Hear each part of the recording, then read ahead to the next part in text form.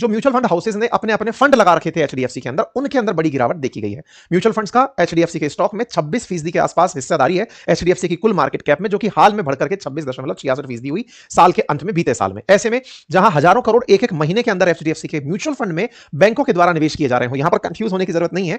HDFC as a company के share mutual fund houses ने purchase किए हुए थे, और वो म्यूचुअल फंड हाउसेज के शेयर्स में वो हिस्सेदारी, अगर एचडीएफसी मान लीजिए 100 रुपए की कुल ब्रांड वैल्यू रखती है, तो 26.66% बैंक के अंदर जो हिस्सेदारी है वो म्यूचुअल फंड्स की कंट्रीब्यूशन की है। ठीक है, तो फिलहाल जो हुआ है वो एचडीएफसी बैंक के अंदर अतनु चक्रवर्ती का इस्तीफा है, जो कि पहले एक आईएएस अधिकारी हुआ करते थे। 1985 के आईएएस बैच के, गुजरात कैडर के आईएएस अधिकारी थे, 35 साल सर्विस में रहे और कई अच्छे पदों पर रहे। बजट के अंदर भी वो प्रक्रिया और निवेश विभाग के प्रमुख के पद पर काम किए थे।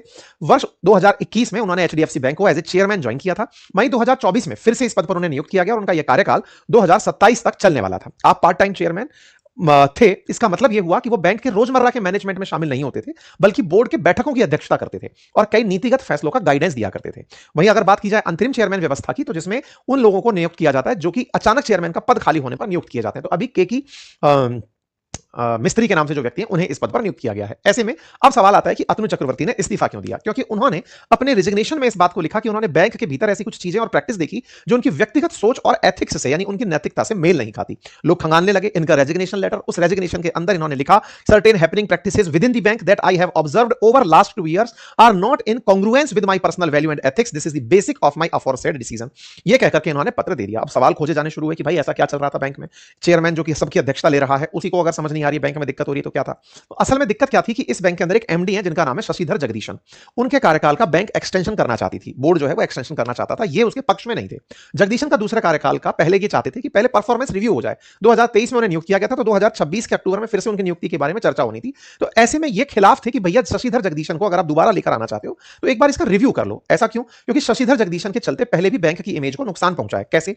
असल में लीलावती अस्पताल नाम से मुंबई में एक अस्पताल है, उसके ट्रस्ट के द्वारा, मतलब ट्रस्टियों के बीच में चल रहे विवाद में शशिधर लीलाधर, ये क्या नाम है इनका, एमडी शशिधर जगदीशन जो है, इनका नाम भी निकलकर आया था। तो आरोप था कि शशिधर जगदीशन ने भ्रष्टाचार और धोखाधड़ी की है अस्पताल के ट्रस्ट के अंदर। पूर्व ट्रस्टियों का आरोप था कि 20 वर्षों के अंदर अस्पताल में लगभग 1500 करोड़ की हेराफेरी हुई है और उसमें जो एमडी शशिधर जगदीशन है उनका नाम जुड़कर आ रहा था। आरोप यह भी था कि इन्होंने 25 करोड़ रुपए के अवैध रूप से बैंक में जमा करवाए थे। आरोप यह भी था कि ये काला जादू करवाते थे। इसके चलते लीलावती ट्रस्ट ने एचडीएफसी बैंक के सीईओ को हटाने की भी मांग की थी। लीलावती अस्पताल पर शशिधर ने इस चलते 1000 करोड़ का डिफेमेशन केस भी फाइल कर दिया था। इन सबके चलते एचडीएफसी बैंक का पिछले सालों में काफी ज्यादा नाम लीलावती के चलते खराब हुआ था। एक और मामला भी था और वो मामला था एचडीएफसी बैंक के अंदर क्रेडिट स्विस के आपातकालीन विलय के समय अपनी वैल्यू को हाई दिखाने का। वो भी एक मामला था जो काफी ज्यादा सुर्खियों में रहा था। इन दोनों ही मामलों के साथ अतनु चक्रवर्ती कंफर्टेबल नहीं थे। एक और मामला भी था और वो था नियुक्तियों के अंदर